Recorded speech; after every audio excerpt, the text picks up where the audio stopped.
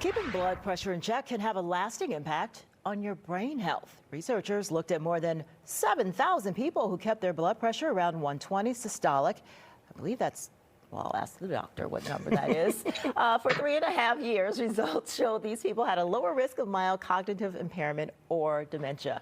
So, Dr. Jeff, let's start with what is systolic? Is that the top number or the bottom number? Yeah, so that's the top number.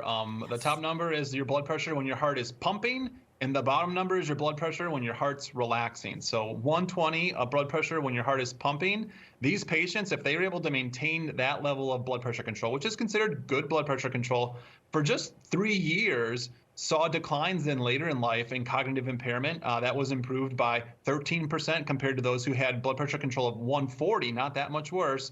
And then development of dementia, 11% lower. There are a lot of studies that link good blood pressure control, reduction in cardiovascular disease to decreases in development of cognitive impairment or dementia. But this one really says, you know what, if you really play a tight game and keep that blood pressure down around 120, there are actually pretty good benefits for your long-term cognitive health. You know, some people, and I count myself blessed, I just have low blood pressure, but other people, they fight to maintain their, healthy blood pressure. What are some of the things that we can control that help our blood pressure?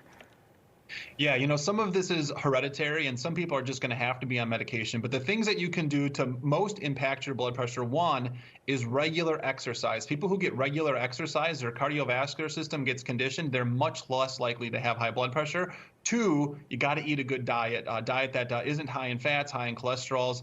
Those two things are a huge impact on what your blood pressure will be. Sugary drinks aren't doing us any favors either. No, I don't think this is going to be a surprise to anyone, but there's a study now that tried to kind of look at attribution of sugary drinks to the development of diabetes. And worldwide, they feel like there's about 2.2 million cases of diabetes that can be attributed to sugary drinks.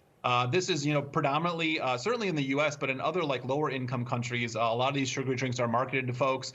They don't often know how dangerous they are to them, and they often don't have the healthcare systems to then help those people out when they do develop diabetes. Best for us to minimize the amount of sugary drinks that we're intaking. Better to have things that are unflavored, natural flavored, than all those extra added sugar. And people don't realize just how big the containers are. I just have one bottle. That's like 24 ounces or more. Yeah, it's sometimes interesting to actually like measure out how many teaspoons of sugar are in a single bottle of one of these, drinks, whether it's a cola or some sort of, artificially flavored fruit drink. Once you see it in teaspoons of sugar, you kind of have an aha moment. Yeah, or go to the dentist and it's like, that's a cavity, that's a cavity.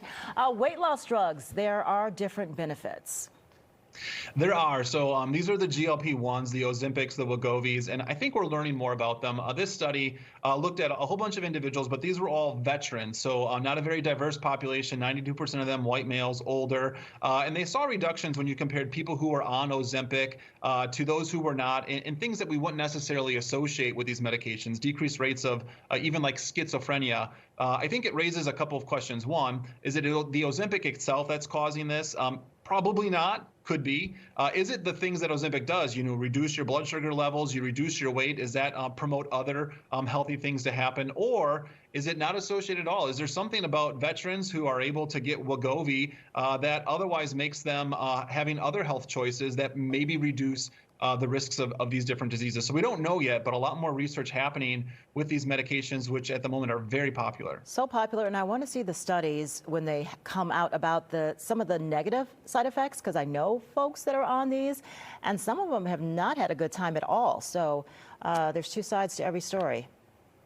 Yeah, you're right there. There are people who do get some pretty awful side effects from this. So you don't want to lose sight of that either. They are not miracle drugs. They do some good things, but some people struggle with them too. All right, Dr. Jeff Pothof, thank you. Have a great day. You too.